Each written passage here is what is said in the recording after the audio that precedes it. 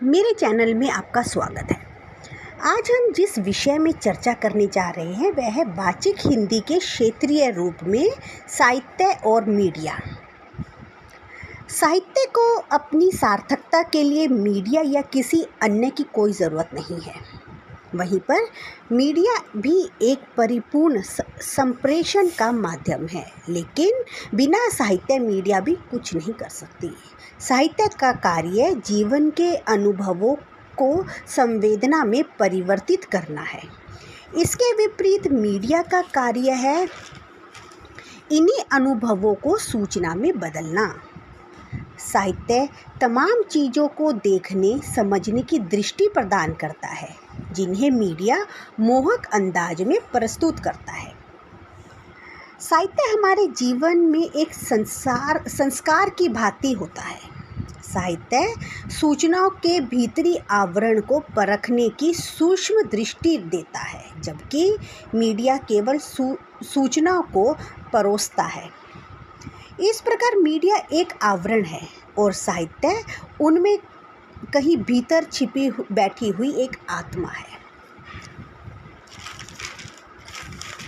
सामाजिक परिवर्तन की प्रक्रिया में साहित्य और मीडिया दोनों की ही बहुत ही महत्वपूर्ण भूमिका रही है। बेहतर मनुष्य और बेहतर समाज की कल्पना को साकार करने में साहित्य बहुत ही मददगार बनता है और मीडिया जन जागरण की पृष्ठभूमि तैयार करता है। पहले के समय में जो सूचनाएं केवल शक्तिशाली वर्गों तक ही सीमित रहा करती थी, आज मीडिया के माध्यम से उन सूचनाओं का आदान प्रदान भी संभव हो पाया है। एक इलेक्ट्रॉनिक माध्यम के रूप में रेडियो ने हिंदी साहित्य के प्रचार प्रसार में अमूल्य योगदान दिया है। इन्होंने आकाशवाणी के भीतर बाहर भी एक साहित्यिक वातावरण निर्मित किया है। आकाशवाणी ने राष्ट्रीय चेतना का प्रसार करने में अपनी महत्वपूर्ण भूमिका निभाई है। साहित्यकार के भीतर भविष्य के प्रति एक अन्वेषी दृष्टि होती है। प्रिंट मीडिया में जहां वर्तमान पर दृष्टि होती है, वहीं साहित्यकार इन घटनाओं को व्यापक परिदृश्य में महसूस कर भविष्य की संभावना को उद्घाटित करता है। एक अच्छे साहित्यकार के पास एक आध्यात्मिक दृष्टि होती है जो समस्या की अनंत गहराई से होकर गुजरती है। वर्तमान समय में मीडिया बहुत ही सशक्त रहा है। मीडिया का कार्यक्षेत्र केवल सूचनाओं को उपलब्ध कराने तक ही नहीं रह गया है। मीडिया जनमत निर्माण करने का प्रभावी साधन भी है, किंतु यह भी उतना ही सत्य है कि मीडिया के सशक्तिकरण के पीछे साहित्य का बहुत बड़ा योगदान है। मीडिया का आधार है विचार, घटनाएं, सूचनाएं और भाषा, और इन्हीं चार मूल तत्वों पर साहित्य भी निर्मित होता है।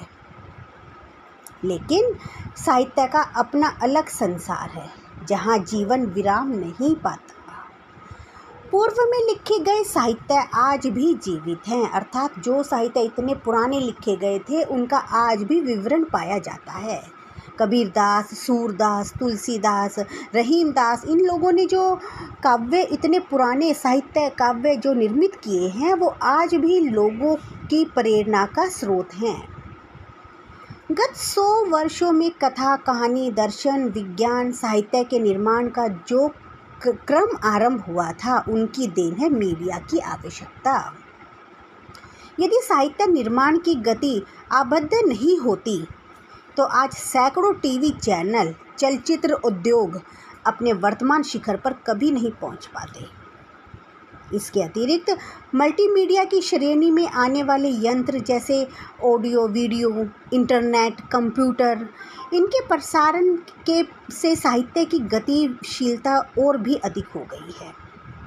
इन माध्यमों से साहित्य प्रेमी व्यक्ति अपने पसंदीदा साहित्यकार के स्वरों को जब चाहे वो सुन सकते हैं। इंटरनेट पर कौन सा ऐसा साहित्य है जो उपलब्ध नहीं है?